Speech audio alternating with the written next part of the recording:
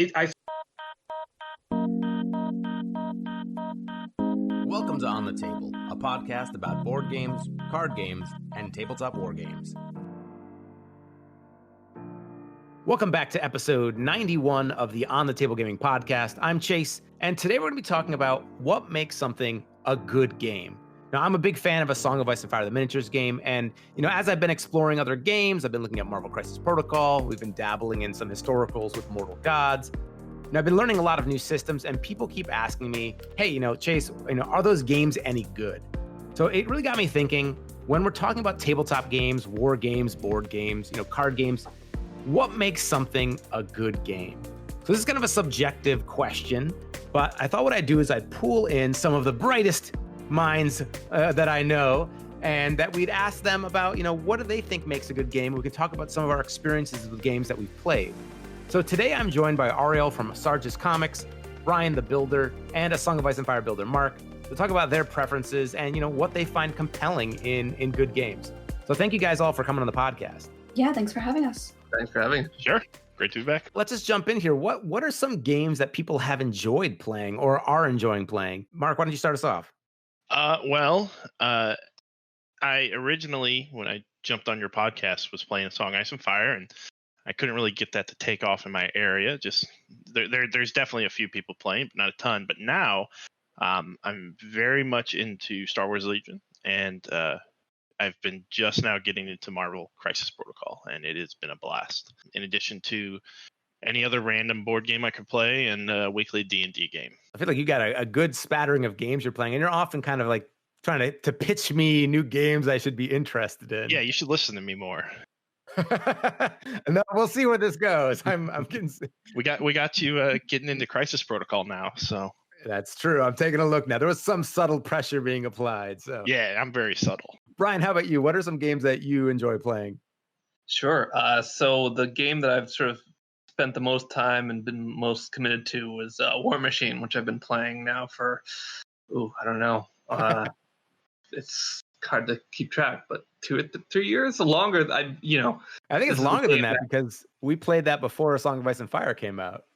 Yeah, we've definitely played it for a while, and actually, Chase, you're the one who originally got me into it. You just check this out, and then I was like, check this crazy game out, and I kind of initially got really interested in it because the mechanics seemed very interesting coming from Warhammer, which Chase and I played for a while. Back when we were. young impressionable minds. Yeah, impressionable minds. Like middle school through high school, at least. Yeah, exactly. So it just seemed like kind of had the things that we enjoyed about Warhammer with some more interesting mechanics that kind of add a little more complexity and made it a little more strategic. So that's the game I've been playing now for a bit, and I've actually gone to a couple like organized event tournaments, which have been a lot of fun. Now, you also play card games, though, right? Yeah, I play a lot. I mean, I play a lot. I guess I played off and on Magic, but it's one of those things where it's like, I play a little while, then it sort of dies out, and then I see some people start picking it up, and I jump in and show them my ridiculous decks, and yeah. So I play. There's definitely a bunch of games, but I guess right now. Really, not much. It's unfortunately the right. answer in the current situation, current circumstances. Yeah. So, I play whatever, over whatever you can get. Whatever I can get. Yeah, COVID's definitely put a damper on things this year for gaming. But yeah, Arielle, how about you? What kind of games do you enjoy playing? Well, COVID aside, I did start playing Legion with the Gen Con Clone Wars release, and I really enjoyed that. I also picked up Crisis Protocol when it released. Played a little bit of A Song of Ice and Fire, not too much, but I did enjoy what I did play. And aside from that, I do have ongoing D&D and Expanse pen and paper games. Online, obviously, but it's a little bit easier to continue them despite COVID. So those are my jam. People have probably, if you listen to the podcast, you could probably guess that I'm playing A Song of Ice and Fire, the miniatures game, but Star Wars Legion has also been kind of my go-to. And so both of those games since release have been something that I found really compelling.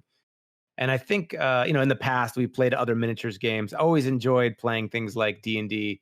But I think the miniatures games particularly I find appealing. And for me, a lot of the things I liked about Star Wars, Legion, and A Song of Ice and Fire were the pacing, like being able to play a quick game that wasn't like a 6-hour endeavor, and it was sort of go back and forth, like kind of there's always something to do that you're thinking about. There's not like a big long down period while you're waiting for your turn. So that being said, I think between us, we've all played quite a few game types, and when you're looking at a new game, what are some of the things that you consider important for that game to have to really want to make you invest in it? So like what compels you to buy a game? Bryan, are there certain things when you're looking at a game that a game like has to have or that you find particularly enticing? It's a good question. So, yeah, I mean, I guess when it came to Warmachine is just sort of a new angle to playing a existing game. A new mechanic that sort of add a little more complexity or a little just sort of another dimension to it that I don't get in my current games. I guess one game I tried to introduce. Well, we played a bit in my quarantine times in Connecticut. Was Crystal Clans, which is a game I just sort of randomly picked up at one of the PAX Unplugged events. And that for me was an interesting kind of, in a way, it kind of captured something that I get from some of the tabletop mini games that I play, but does it in such a way that it's like a quick board game with minimal investment, and B, like, but at the same time has all the sort of complexity and variety and like the different factions that you play. So that was sort of something that kind of what interested me a lot, that it kind of combined those two elements while sort of also allowing for a simple play. So Crystal Clans is really interesting because it's a board that has squares on it. So it's like your battle map, but your terrain is just a board with a bunch of squares, and you put down units, and the units are just a card, and then you can move the card a number of squares, and so it actually kind of plays like a war game, but it's card based and more in that board game sphere. So what about that was intriguing to you? Like, why were you like, this is the game I want to put some money down for?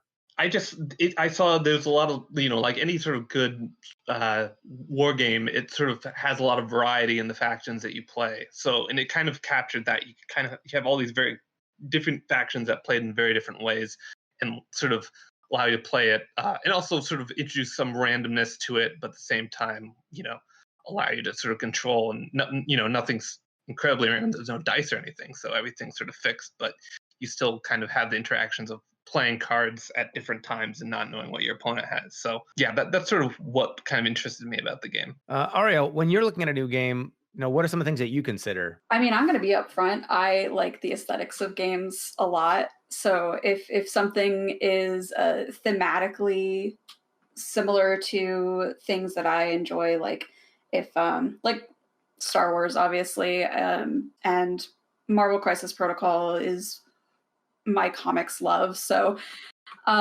those kinds of things appeal to me on like a personal level. So if it's a fun game in addition to having really nice models and really a familiar theme that I enjoy, that's kind of something that sucks me in. I completely agree. So I was actually going to mention that I dropped A Song, Ice and Fire because if I'm not going to have time to play a game, I would much rather have the Hulk on my shelf than 12 Spearmen. Like that's just adding to what you had to say about it. Absolutely. I think, theme is a huge factor here. And I think maybe we'll get into this later, but I know Bryan and I, we've gamed together for a long time. We're kind of a little bit like opposites in that, where Bryan, you're much more about like the mechanics. I think I gravitate towards the aesthetics as well. But at the same time, I'm also, I think I realize now that, I'm very much pulled in by, just sort of the aesthetics as well. I feel like, Warmachine it provided an interesting sort of world on the surface. And I feel like maybe in some ways I'm a little too surface level on things, because I feel like throughout the Warhammer 40,000 days, like Chase, you'd get very into like the lore and stuff, and I'm just like, yeah, cool, bug aliens. I don't want to know anything more about them, but as long as they're cool, looking models, and they have general mechanics that make them weird and creepy. I'm all in. So Mark, when you're looking at a games too, is that like the number one thing for you? Is that what compels you to buy it? You're like, these minis look awesome, or this artwork is beautiful, like take my money? Well, that draws me in, but I've definitely gotten much better about it. I used to be really bad about Kickstarter, where I'd look at a Kickstarter and say, "Oh my God, these minis, they look amazing. I have to jump on this," and that used to draw me in way too fast. They used to draw me in. I'd spend way too much money. But that definitely is what catches my eye. But after that, it has to have a rule set that I feel like I'm going to want to play more than once. Mm-hmm. There have been games recently that I've seen that I'm like, man, I really want the minis for this game, but I'm buying it just for the minis because I don't think I like the rule set at all. So I just stayed away from it. I'm getting better about that. Now, when you buy a game that maybe you just like the minis for, do you end up like using those minis in other games that you do enjoy better? Well, like, do they get to D&D then? Thing. I've stopped doing that for that reason. Okay. But yes, I have used minis before in D&D. From board games that were unrelated. For example, I've used one of my hate minis for one of my D&D characters a while back, and I haven't even gotten hate to the table yet. I'm planning on it, but I haven't gotten to the table yet. That's one of the fun things that I always find about A Song of Ice and Fire is I get messages like all the time from people that are like, hey, like I don't want to play the game, but I really want to have this sort of thing in my D&D game. Like what unit box should I buy to get the most miniatures that could be this? And it's like, oh, like that's cool. Like they are great sculpts. Well, there were shops local to me that were splitting up unit boxes or starter boxes and just selling the minis for things like that. Ah, okay. Interesting. So I guess for me, when I'm looking at a game, I think the thing I consider probably the most important, and I just started realizing this, but it's just how important theme is to me. I think, Bryan, maybe this is something that you've always sort of known or seen by me, but I think, I suddenly realized when I'm looking at the games I play, it's like A Song of Ice and Fire, the miniatures game, Star Wars Legion. Now I'm getting into Marvel Crisis Protocol, and they all have like a world with like histories and things to like kind of explore and interact with that are like outside of the game, right? There's like a larger story. I was that guy when we were playing Warhammer way back in like middle school, high school, where I'd like get the codices and the other army books for other factions, like just to read them and be like, oh, like these guys are way out from there in the space field. Like that's cool. And it's like nothing to do with the actual game. I show up and Bryan would be like, I've got my crazy army. And it's like, Bryan, that's not exactly how this would be. I think I was like an early like historical rivet counter before I realized that was a thing. I just have a fistful of termagants and I'm just going to table. That's going to be as my guardsmen were being devoured by monsters on some alien planet. I was like, well, that does make sense. That's but I realized just to me how important theme is and the kind of the narrative part of it. And so that was actually having now played a little bit of Marvel Crisis Protocol. I think actually, Bryan, you were there. We did the demo of that game at PAX, and I would say it was not a good demo. No. And it wasn't until playing with Arielle and then now playing even more, realizing that like, oh, when you're playing Marvel Crisis Protocol, like part of the fun is like the story and these like narrative moments where it's like, oh, like, Mark, we were just playing recently and like Thor threw Loki at me. And it's like, oh, this is like kind of like some cool story moments happening within the regular framework of the game. And that like really is compelling to me. So I think like the story and the narrative are a big part of it. So if you ever want to get Chase hooked on a game, just let him win once. It's all there we go. Exactly right. And then the next game we played, he crushed me so hard. I was like, what is this? So out of what you guys were talking about, then I heard, so Bryan, you were talking about kind of variety and having some sort of randomness that could be controlled by game actions. Arielle, you're talking about aesthetics, and that really spoke to me. And then Mark, you brought up this idea of like replayability and that the game might need to have some component of, drawing you back in and being able to play multiple times. Well, not even just replayability. Some of the biggest draws for me, and not necessarily legacy games in general, but some kind of progression. Like there are legacy games out there now, but there are also games like Descent or Imperial Assault that where you can progress through. Music. What? Oh yeah, sad music. Yeah, I don't play the skirmish. I don't care. I want the storyline.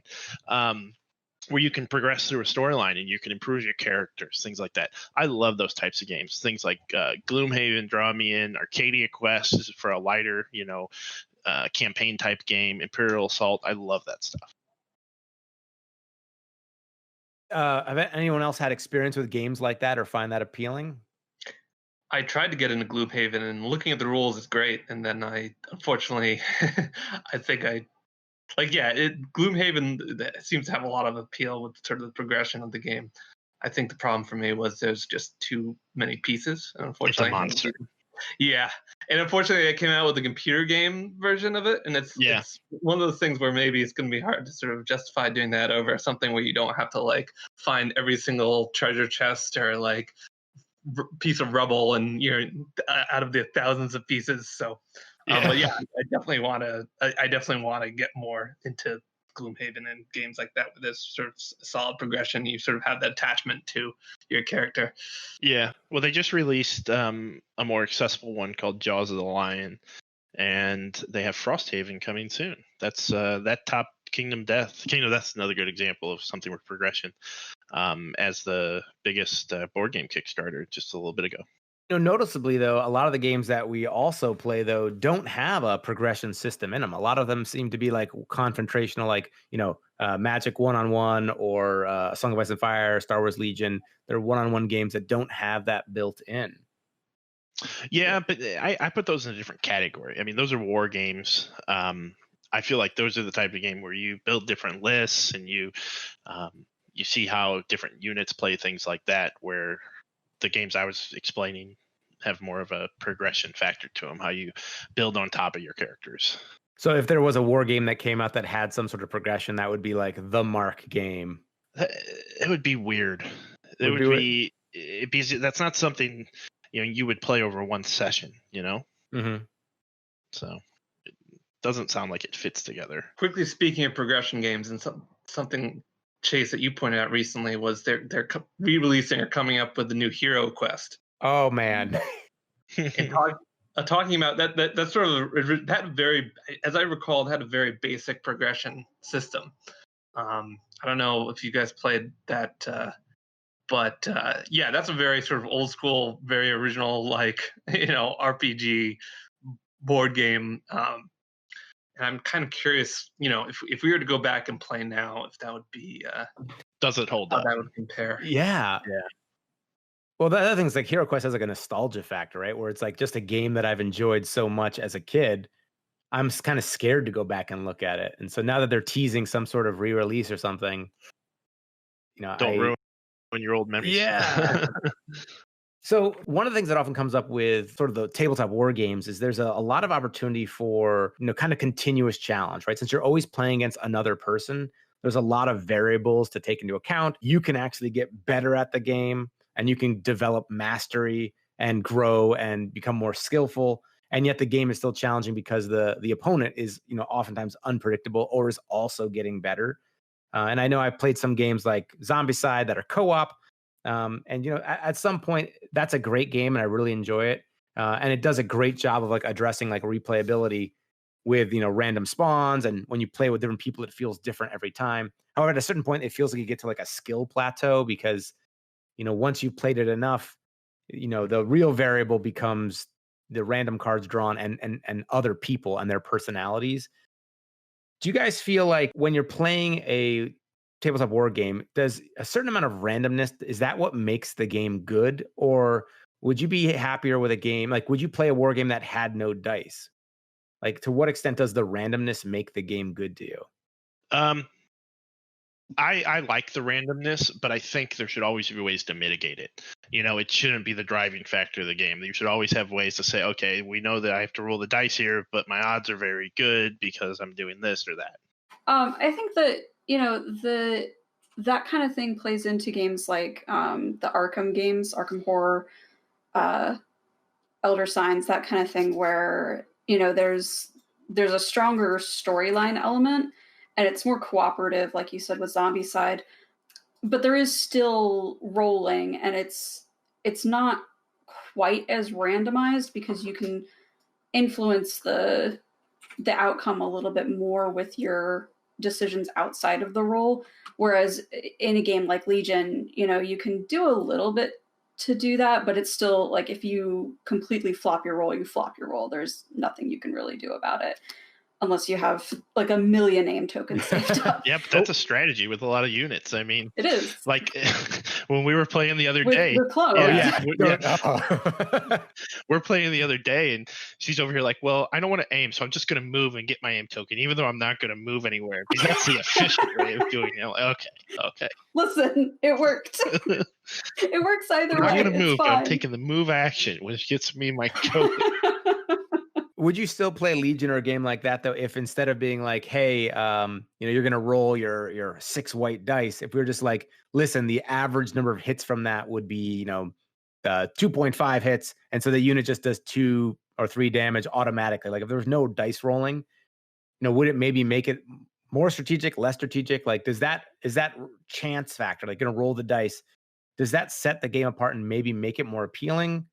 As we kind of get into this sort of like chess and checkers versus like, your traditional war game sort of ground, how much does randomness, increase the enjoyability of a game? I think for me, like it does increase the enjoyability because there's a little bit more of an exciting element of let me see what I can do with these dice and whether they'll like me today. Whereas if it's just like, I know that this unit is going to do, 3 damage unless they have some kind of mitigating factor on their unit, I think it's more high level strategy if you do it that way, I think. But I think it takes away sort of the excitement of it for me. I agree. I like a little bit of that randomness in the dice roll. I just think there should always be a way to mitigate it, or Zero was saying before, do something before the roll or outside the roll to affect it. Interesting thing, I was just reading about like board games, playing games with kids, and they were saying a lot of children's games will have much greater variables in randomness. And so that the idea is that you can play those games with an adult and it's still like a fun, exciting game for the kid because it's not so skill-based. It's like, oh, I drew this card, I get to get forward like 3 purple squares, and like that person didn't. But then on the other end of the spectrum, like, you have like chess and checkers where like everything is so clearly played out. And I think chess is considered like probably one of the preeminent like competitive games out there. As we have games, I didn't play a lot of Guild Ball, but from my understanding is they like tried to move towards like much more of a less random sort of gameplay so it could provide more skill. A Song of Ice and Fire has a certain amount of randomness in it. If it's skewed more or less, like they moved the panic test, for those of you that aren't familiar, originally when you played A Song of Ice and Fire and you took a damage, you took wounds, you would have to take a panic test from an attack. So you'd roll 2 dice, and whatever the results you got on there, you compared it to your morale stat. And for every, number under that number, you took that many wounds. So if you had 8 morale and you rolled snake eyes, you're going to take 6 wounds right then. Well, then they changed that to being if you failed, you just took a D3 wounds, and it lowered that threshold. There's way less randomness. And suddenly, as a free folk player, I could now predict where my units were going to be staying alive a lot easier. And so it felt like, okay, maybe that actually increased the skill level. Well, if we mitigated that even further and we said, okay, instead of having it be, D3 wounds, what if it was like a set value that I could always predict? Would that maybe even make the game more strategic? Or, is the dice variables, is that actually kind of what makes it fun? Those like random swings where it's like, oh, I did everything that I could, but yet, the dice were not with me. Now, Bryan, coming from like a Warmachine background, like, I don't know, what's your view on like randomness or dice variance? I mean, yeah, a big part of Warmachine is kind of controlling your dice. You always have sort of points to spend to make sure that, you have control over what the dice outcomes are. And, you decide which dice you want to sort of have a much better chance of succeeding at versus others that you fail. So I think it's, it is like, I feel like it's actually funny hearing people just sort of, people do get very angry about dice a lot. They're just, I feel like that's sort of something that people get sort of burnt out on. Is just, dice failing over and over and just saying, oh, this whole game was kind of thrown because of dice. But at the same time, like, you do have that control. So in a way, giving control kind of maybe if things were maybe if it was like more like Warhammer 4000 or something where the dice were always just sort of random and you had no control, maybe it'd be less frustrating. But as soon as you start having a little control, maybe that is a little more frustrating to people when it actually, it doesn't go your way. And bring up the idea of like frustration. Sort of like people use the terms like a negative play experience. Like, if there are things built into the game that maybe are frustrating or that are like, I'm trying to think of how to put it, where like a negative effect versus a positive effect. So in A Song of Ice and Fire, I can have a unit charge another unit. And if I'm charging, I get to reroll my attack dice. And like that feels pretty good. But if I have a weakened token on me, they can make me re-roll my attack dice. You know, that if they expend the token, they make me re-roll my attack. And that's always like, doesn't feel as great when you're like having things subtracted. Are there, you know, general things that you like if a game has a lot of like nullification or cancel effects? Do you feel like that maybe takes away from the overall enjoyment of the game? Or do you feel like, you know what, that's actually, you know, part of the strategy. And as long as everyone has access to them, that's fine. I think if there are too many abilities that cancel out someone's ability to do something, it makes it less fun. I think those things have their place, but if too often I'm like, I want to do this, and you're like, nope, can't do it, counterplot. Like if there's, you know, a ton of those, it does make it less fun. So one of the things I'm trying to still figure out about Marvel Crisis Protocol, and Arielle, I know you played a bit of it, Mark quite a bit, and Bryan, I think you just jumped in and watched that game I was playing with Mark. But the one of the things in this game I can't quite figure out yet is, you know, do the dice rolls, are they kind of swingy in the way that you can get a crit and then re-roll a crit one more time? Like, so it adds a die to the dice pool. So you can actually get like kind of pretty large pools if you roll abnormally well. Oh, there's some crazy large pools that you can get. You can get like tens of sets of dice, just depending on, you know, what character you're fielding, if they have certain extra abilities, if you have certain team tactics cards, like you can get, I think someone said something like 60 something dice on a Black Yeah, Widow. if you use, I think it's called Doomsday Prophecy. I can't remember what it is, but where she like gets extra attacks and stuff and all this other stuff, and it adds up. But it's fairly obvious you're going to do it. Right, but you can really just like nuke something if you're determined. So I had someone posted on a Facebook post saying, you know, hey, but we heard you talking about Marvel Crisis Protocol. We went and checked out some battle reports, and you know, it just seems really swingy. Like if you can have a dice pool that can get quite large, or you know, use these effects, like, you know, maybe it's just from the one battle report I saw, like, but I don't know. Is this actually a good game? Does this like unbalanced stuff? Is that a sense you get while playing the game? Not me. First of all, I think those giant dice pools are very much the exception and not the rule. I don't think they happen that often. I think a lot of times you have to spend a lot of resources to do it, or you're really extending yourself to do it. And yeah, sometimes it can be swingy, but I think that it feels like you're a superhero. Like you should be powerful. You should be able to take an attack and do something big against someone else. Like that's what the superhero game should be. Yeah, I completely agree. I think the comeback mechanics in this game are fantastic. The ability to, like he said, take damage, but then turn that into actual power. Like you get power tokens when you get hurt by the enemy, and then you can turn around and use that for like a really big attack. You can build it up and, you know, save up your power and just dump it on somebody. And that really does make it feel more like a superpowered game. Like you get that sense of your character has been fighting and fighting and fighting and is really just like throwing everything they've got now. So that's what I feel like maybe sometimes hard when people are like, what makes this game good? Like what makes A Song of Ice and Fire good? And, you know, honestly, sometimes I have a hard time putting it into words exactly. And it's the same thing with Marvel Crisis Protocol and to some extent like Star Wars Legion as well. But, you know, for A Song of Ice and Fire, there was something about, you know, there being troops on the table and then these non-combat units like Cersei Lannister was the big one when I first started out. And it was like, oh, in using her in the game, it felt like in a subjective way, it felt like how I imagined she would be influencing in the battle in the books or something. Like it had a real world, or not a real world, but it had a way of just making a like intangible like connection where like, oh, this just feels right. And you're talking about these superheroes, like it feels like being a superhero.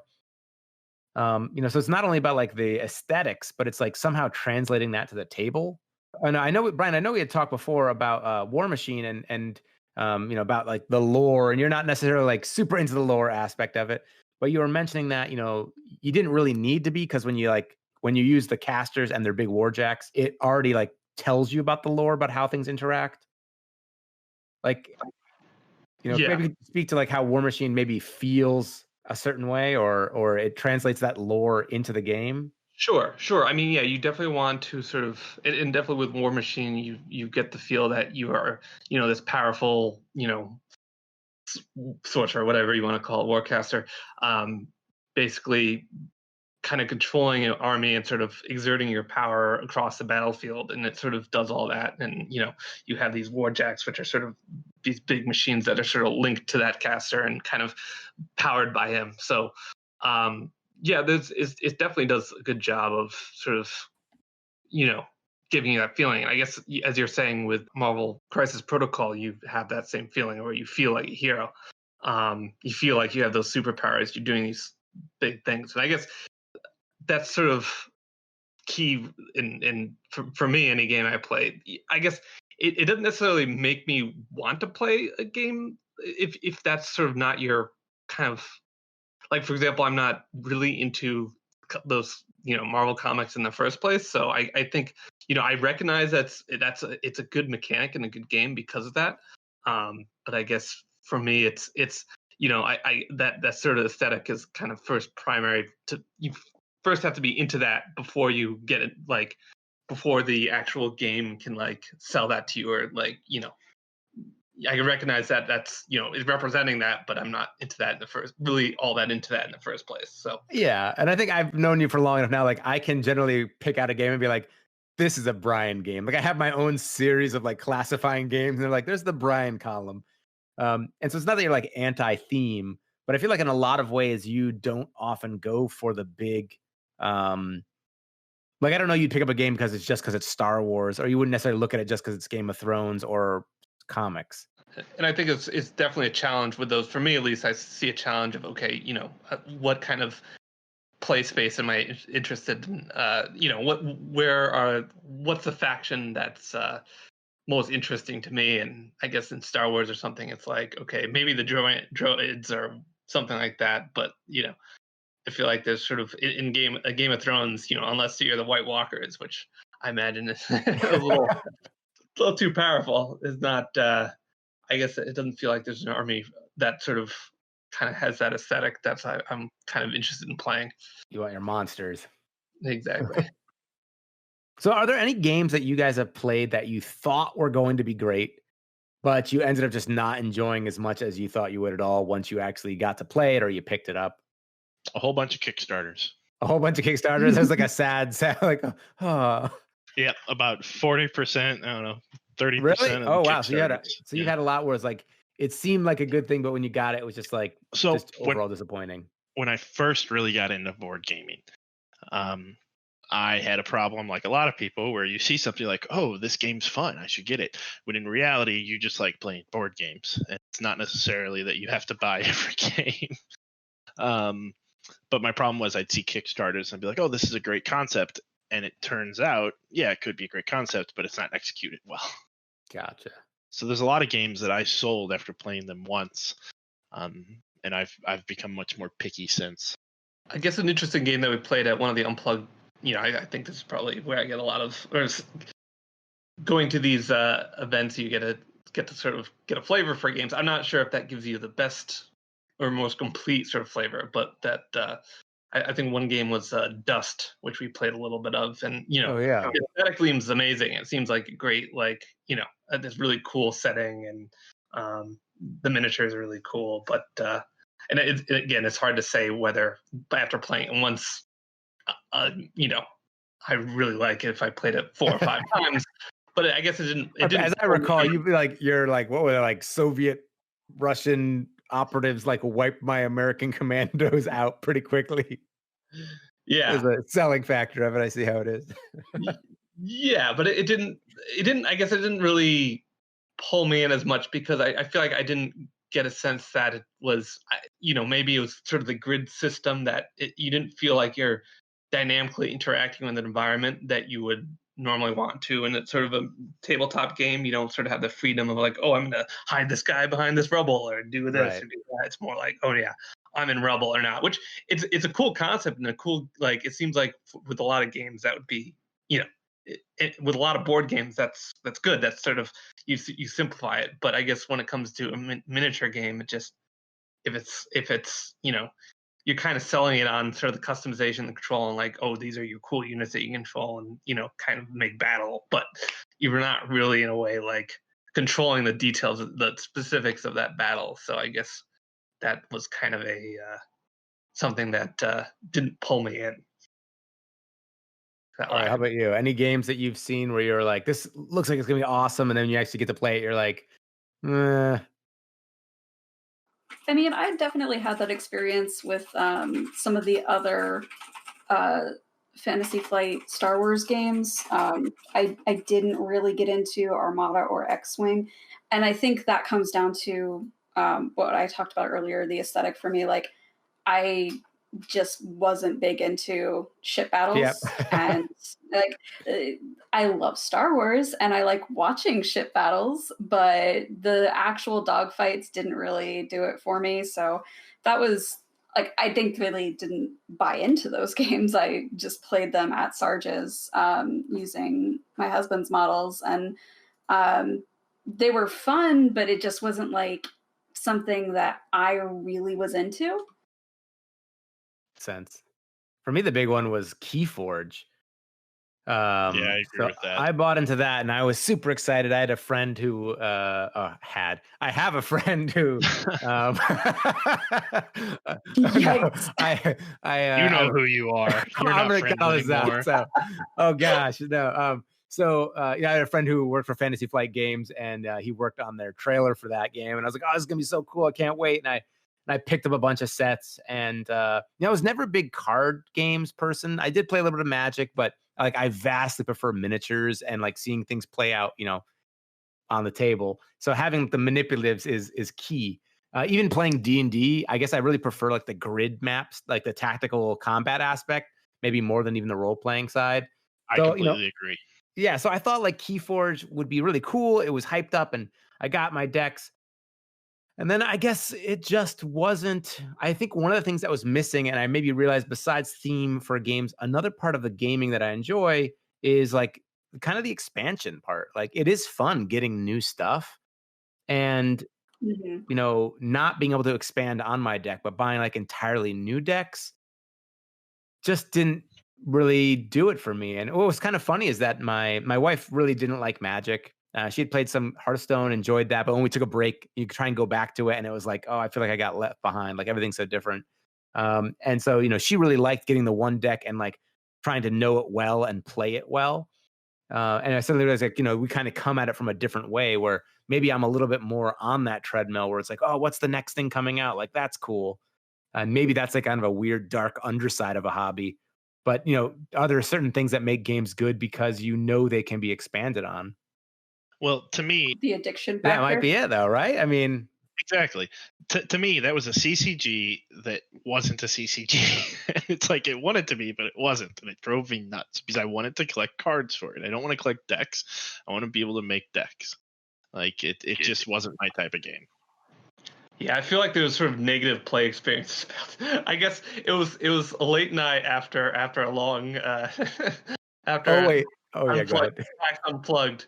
Yeah. And I bought a few decks, and I just got trounced, and it was just like over and over trounced, and it's like one of those things where it felt like it's hard, and it's also, I guess, and maybe I could get better with those decks, maybe I can improve them, but at the same time, it also feels like when you're kind of just dealt a hand, literally. Yeah.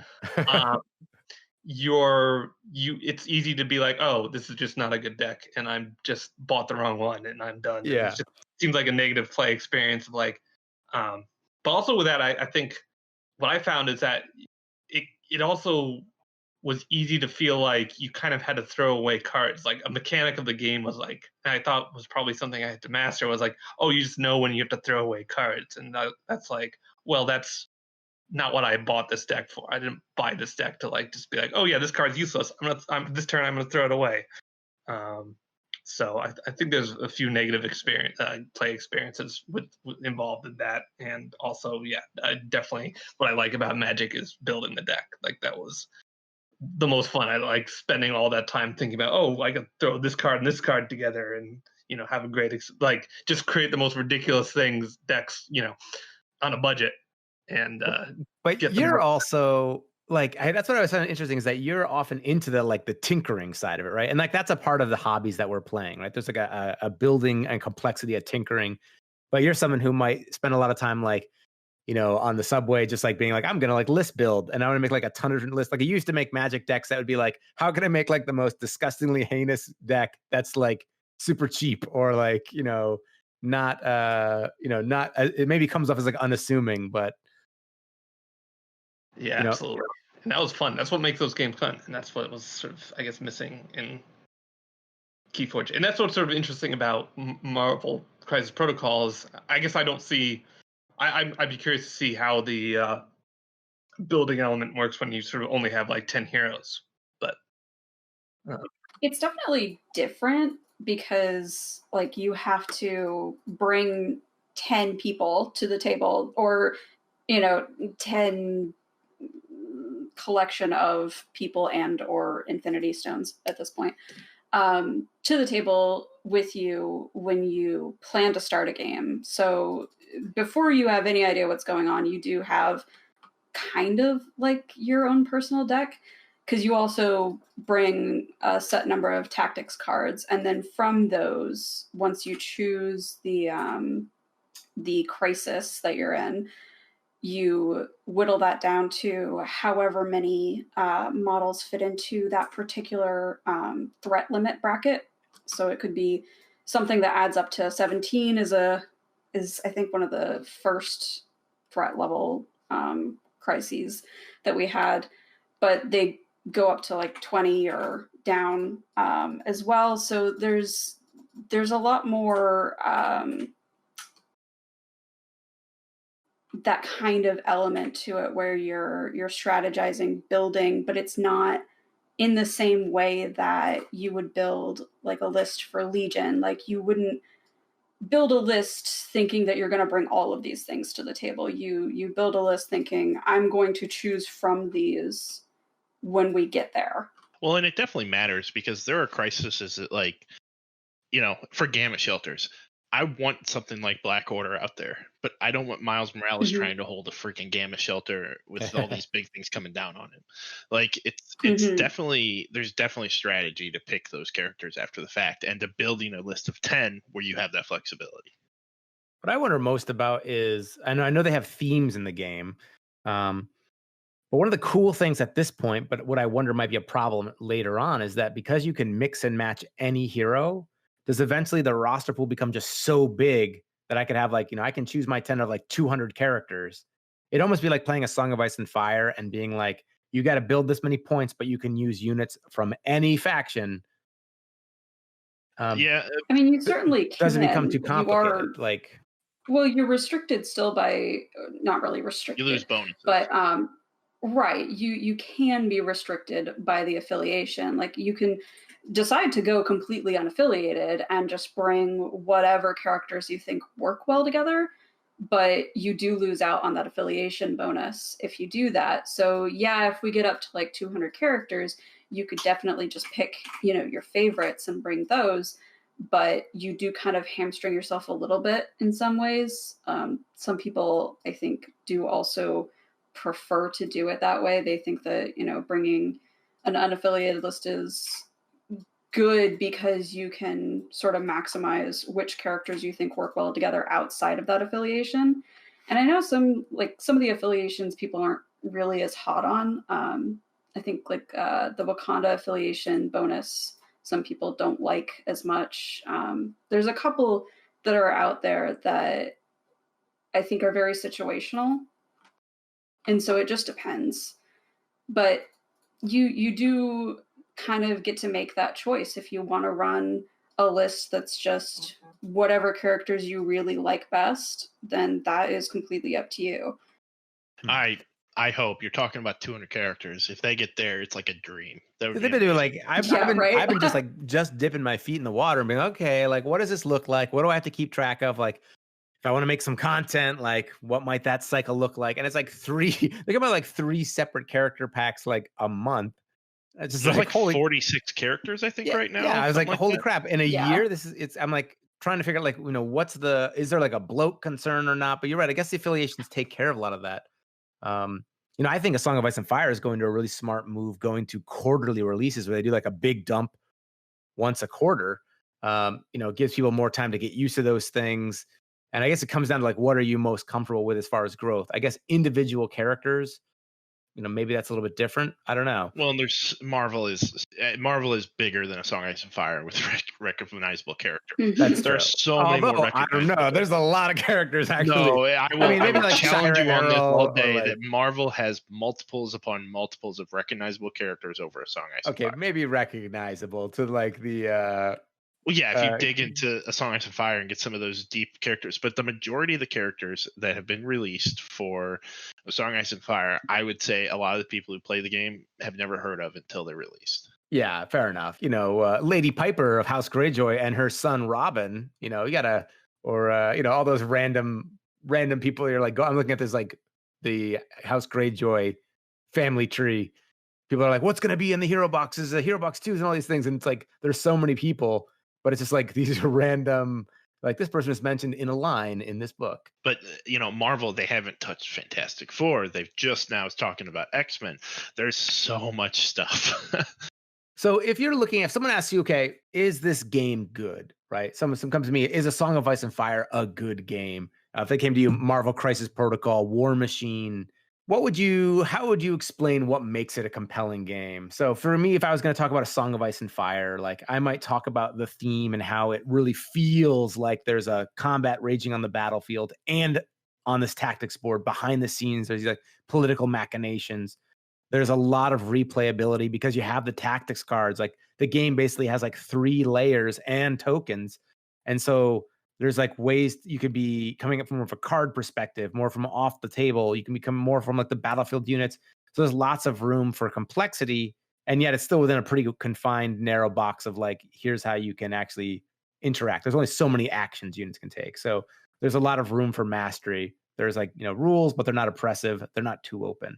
And, I think pacing is a big one for me. It's like you can sit down, you can play a game really fast. And I think these are things that make the game great. It feels good. You can play it fast. You can get a few games in there, and it has pretty tight rules. And there's room for area to get good at and like to grow with the game and learn to master. What might you say would make one of these other games good that you enjoy playing? Bryan, what do you think would make like Warmachine? How would you say it's a good game? How would you pitch that? I mean, I feel like there's a lot. I think there's various different categories to sort of make sure that, your game is good on, right? Like, is it balanced? So is it not going to make you feel discouraged when playing, or does it have enough going on? I mean, there's enough, it's definitely expansive enough. It has enough, factions, enough units, enough variety, so you can spend all this time building it. But also, it just has the mechanics in the game to make, to be, I guess, unique in what it does. To basically sort of have a sort of play experience that is very much itself and provides for a I guess just a complex battle that that involves a lot of strategy and a lot of sort of like maneuvering and management of the armies that you build. So I don't know, there's a lot there, and it does provide for all those things. While not being clearly kind of either, unbalanced or having too many negative play experiences. What about for either Marvel Crisis Protocol or Legion? I think for Legion, a lot of what makes it a good game to me is sort of the variety in play styles that you can take and how involved the developers are in like updating the game and keeping it like coming out with errata and stuff like that, where, they recognize that they just released something and it kind of invalidates or lessens the usefulness of something else. So they come out with errata and fix that. And I think the sort of involvement from the development team in keeping the game up to date and playable is really big. And like when I felt this really a lot when Clones first came out, because we literally just had for Clones and Droids the starter set, and it was hard to get sort of like a replayability because it felt like every every game you play, you have just so many options for what you can do. But they came out with some pretty great releases that really changed the different ways that you can play those two teams. And I think that for me makes it a really good game because there's so much variety. Like you could have two people playing clones against each other and it's a completely different game. Like they're both playing it just very differently. And it even down to like similar characters on the board, you might play one character much more aggressively or go for objectives much more decidedly. Like that kind of being able to play it differently and there being so many options is really big for me. What about Marvel Crisis Protocol, Mark? So with Marvel Crisis Protocol, I would say that I think the fact that it's so thematic is a big draw for me. The things that you can do fit the characters, and on top of that, it's a pretty simplified rule set, at least in my mind, compared to other games I play. It's very easy to get into. At first glance, it may look like, oh, it's $80 to buy this box, but $80, $85. But when you think of like replayability, when you compare it to games like Song, Ice and Fire and Legion, with those games, with one core box, you usually can't get a full army, or at least a good full army, where with Crisis Protocol, you have a lot of options. I think it's much easier to kind of jump in and start playing than some of these other games out there. So yeah, that makes sense. I think to clarify though, so a Song of Ice and Fire, you get your core set and you have like a Lannister army and a Stark army, and they're not quite 40 points. Yeah. For Marvel Crisis Protocol, you buy the core set and you get 10 miniatures, right? Yes. And so that's enough for one player to have a completely full, totally fine roster. Like you could buy that box and be like, just yourself, be like, I'm done. So it's kind of, right? I think you can get pretty close to two players having close to a full roster, if I'm correct, but I need to look at the math. You can. Yeah, you can. It's just that if you're playing by the technical rules of the game, when you're supposed to bring like 10 characters in your roster, you can't do that. But if you're just playing like a casual game, which is most of the games that I've played, like you can definitely get two teams out of the core box. Yeah, so it's kind of like, yeah, so it's like with the other starter sets where it's like two different armies, because you can mix and match. You can't play. I can't be like, oh, I bought the core starter set for A Song of Ice and Fire and I've got a full army, because it's like, oh no, half of them are for an army I might not play, right? Well, not even just that. You don't have to force it like that either. You have a full Avengers list and a full Cabal list. It's nice.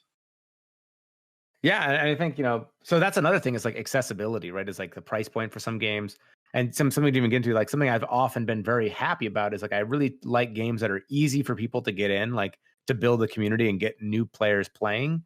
Theme often helps with that. And then if the game actually has depth so that once you get in there, like you can actually grow and expand on the game itself, that's another plus.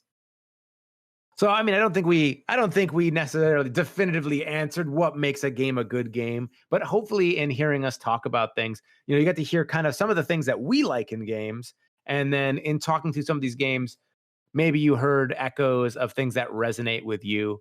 And so if you're really into theme, there's a lot of cool games with great themes out there. One I didn't actually mention was Mortal Gods from the folks over at Footsore Miniatures. If you're into historical games, this is like historical game light, I might say, where it's like you can form up to a phalanx, but it's only got like 6 dudes and like a traditional phalanx. If you're going to be historical, it'd be like, oh, that's actually not enough people. They're just like, whatever, kind of rule of cool, some of that. And it's a pretty clean game, but you draw these pebbles, these stones out, do your activations like, the Greeks would vote with. And it just feels, and the cards, there's these omen cards. And it's just like a pretty simple game that has like a good veneer of theme on it that makes it more enjoyable. If you're thinking about historical games, that's one I haven't really talked about, but I would definitely say check out. But so, hopefully in hearing what we're interested in and some of the games that we think are good or we enjoy, maybe you can kind of pull some of these threads together and start thinking about, okay, well, are any of these things compelling to you? And I'd be interested to hear if you guys, when we post this, let us know in the comments, like, what are things that you look at when you're, seeing if a game is good to you? Is it the theme? Is it the pacing, replayability? Is there some sort of continuous challenge component where it's like you can keep coming back and it's still going to be difficult? or is it, room for expansion? That might be a discussion in itself of like how much of gaming is about like chasing that next thing. That's one thing, Bryan, with Crystal Clans I'm interested about is like I sat down and that game as a card game I thought was amazing because it was basically just a war game that was like easy to travel with. Like it was great for you to bring that over. If I had to fly somewhere, like I would totally bring that. But it also had like none of the, it was also had all the limitations. Like you bought your army and that's just your army. Like you can sit down and play. If I want to buy a new army in full, like I would have to buy another deck. So it doesn't have maybe expansion within your faction. It's always expansion with like a new deck in almost like that KeyForge sort of way. Sure. So it, had some of those strengths and weaknesses of stuff. But thank you guys so much for coming on and taking some time, just a ton of, chat and catch up and talk about what sort of miniature games people are enjoying or games in general. Yeah. And go ahead. I just wanted to remind all of the Patreons that Chase, if you're in the Discord, this, Chase owes all of us order tokens. Oh, okay? gosh. He's going to figure out a way to get order tokens. Allegedly. You might have to pay for him, but it's happening. All these Star Wars Legion people in my Discord, they're getting a little rabid in here. Oh, boy. Okay. And, so thank you guys so much for coming on the podcast. And in the meantime, I hope you get your miniatures on the table. Beep, boop, beep, boop, boop, beep, beep, boop.